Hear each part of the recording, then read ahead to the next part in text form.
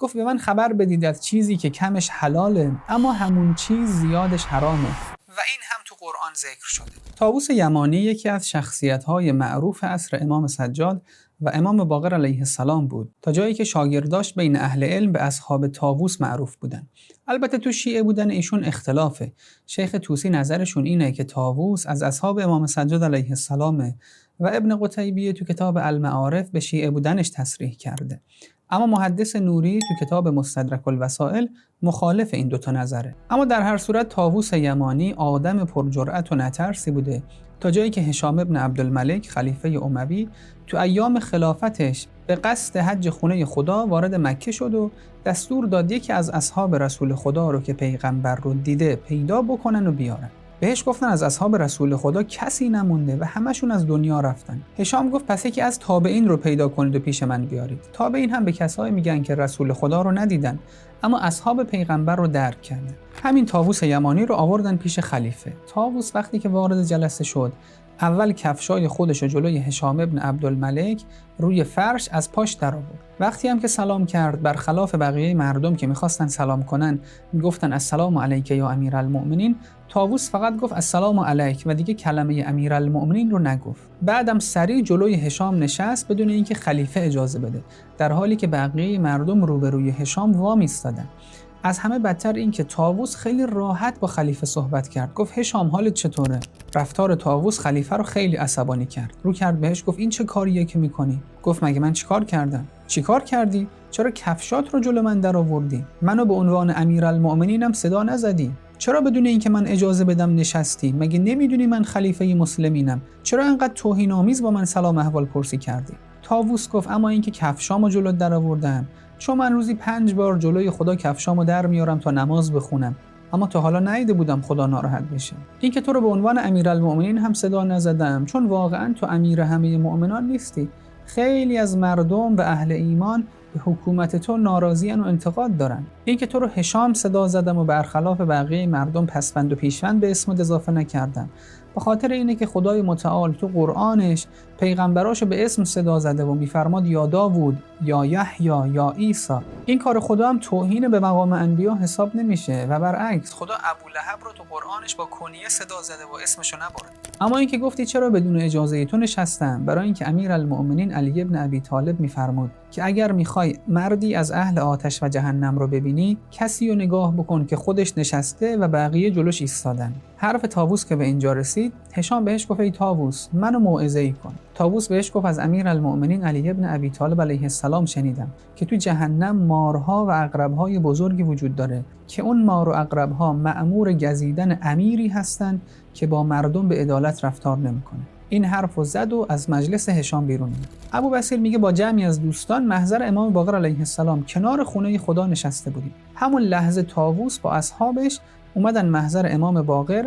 عرض کرد آقا جان اجازه میدین چند تا سوال از شما بپرسم؟ حضرتم فرمودن هر سوالی که داری بپرس. گفت به من بگید از زمانی که 1/3 انسان‌های روی کره زمین مردن. امام باقر علیه السلام فرمود ای شیخ اشتباه کردی. به جای اینکه بگی 1/4 انسان‌های روی کره زمین مردن، گفتی 1/3. اما جواب سوالت اینه زمانی که قابیل برادرش رو کشت، 4 نفر رو کره زمین وجود داشتن، آدم و حوا، هابیل و قابیل. با کشته شدن هابیل به دست قابیل 1/4 انسان‌های روی کره زمین نابود شدن. طاووس گفت بله اشتباه کردم، شما درست می‌فرمایید. حالا که سوال اولو جواب دادین، به من بگین از اون 2 نفر هابیل و قابیل کدومشون پدر انسان‌های بعدی شدن، قاتل یا مقتول؟ امام باقر علیه السلام فرمودن هیچ کدوم. پدر انسان‌های بعدی شیث ابن آدم علیه السلامه و همه انسان‌ها از نسل شیثن. طاووس گفت بله آقا اینم درسته، اما بگین چرا آدم نامیده شد؟ حضرت فرمودن چون جسم آدم از ادیم زمین یعنی از خاک روی زمین گرفته شده. گفت آقا چرا حوا رو حوا نامیدن؟ امام باقر علیه السلام فرمودن چون حوا از دنده حی انسان زنده یعنی از دنده آدم آفریده شده. پرسیدن چرا ابلیس رو ابلیس نامیدن؟ امام باقر علیه السلام فرمودن چون ابلیس از رحمت خدا مایوس شد و قطع امید کرد.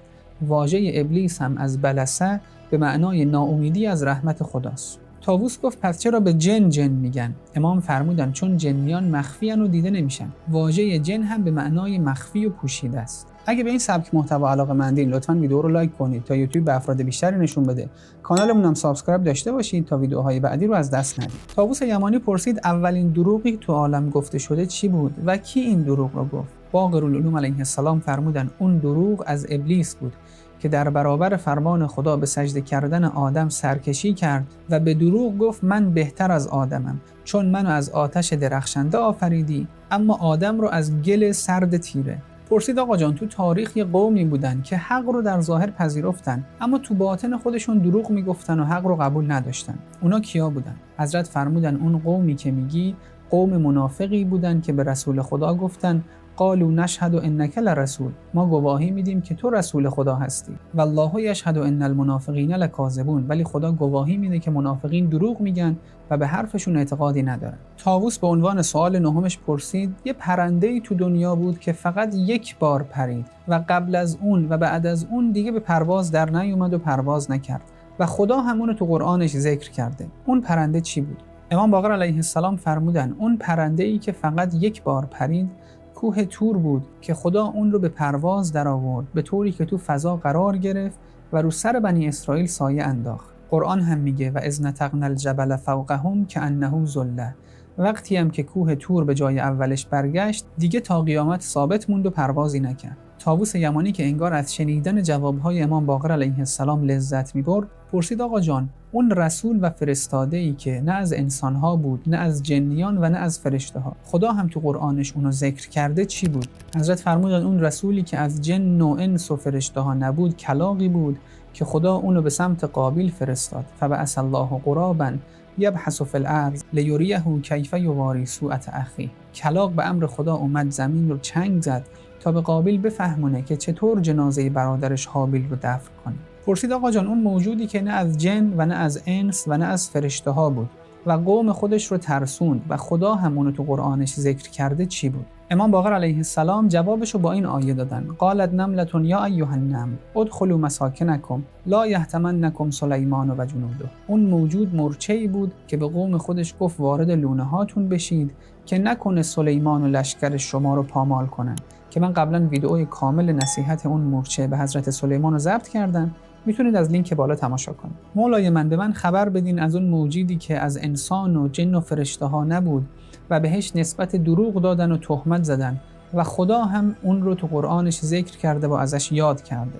امام باقر علیه السلام فرمود اون حیوان گرگی بود که برادران یوسف علیه السلام بهش نسبت دروغ دادن. قرآن هم میگه و ترکنا یوسف عند متاعنا فاکله الذئب، ما یوسف رو کنار وسایلمون گذاشتیم گرگ یوسف رو خورد. گفت به من خبر بدید از چیزی که کمش حلاله اما همون چیز زیادش حرامه و این هم تو قرآن ذکر شده. باقرالعلوم علیه السلام فرمودن وقتی طالوت نماینده حضرت موسی علیه السلام با سپاه خودش به طرف دشمن حرکت کرد بین راه سپاهیانش تشنه شدن. طالوت که میخواست فرمان برداری و استقامت اونها رو امتحان کنه بهشون گفت به زودی به یه نهر آبی میرسیم که آب گوارایی داره اما اجازه ندارید که از اون آب بخورید الا من اقترف غرفة بیده، مگر به اندازه یه مشت آب.